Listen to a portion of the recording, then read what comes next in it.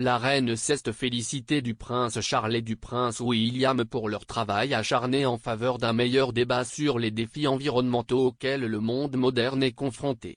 Elle a noté que les deux membres de la famille royale avaient suivi les traces de son défunt mari, le prince Philippe, qui était un environnementaliste connu et un partisan des causes animales.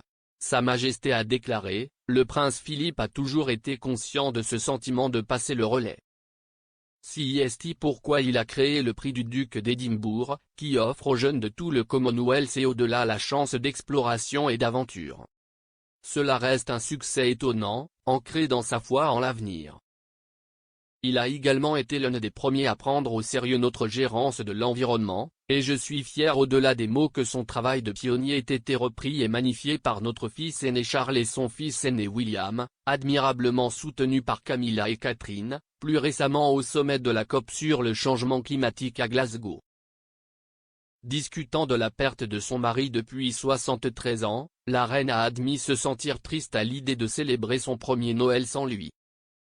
Elle a déclaré, bien que ce soit une période de grand bonheur et de bonne humeur pour beaucoup, Noël peut être difficile pour ceux qui ont perdu des êtres chers.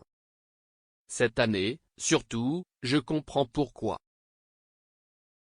Mais pour moi, au cours des mois qui ont suivi la mort de mon bien-aimé Philippe, j'ai tiré un grand réconfort de la chaleur et de l'affection des nombreux hommages à sa vie et à son travail, de partout au pays, dans le Commonwealth et dans le monde.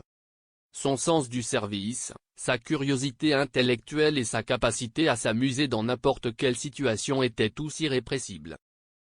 Ce scintillement espiègle et interrogateur était aussi brillant à la fin que lorsque j'ai posé les yeux sur lui pour la première fois. Mais la vie, bien sûr, se compose de séparations finales ainsi que de premières rencontres, et autant qu'il me manque à moi et à ma famille, je sais qu'il voudrait que nous profitions de Noël. Elle a ajouté, nous avons ressenti sa présence alors que nous, comme des millions de personnes dans le monde, nous préparions pour Noël.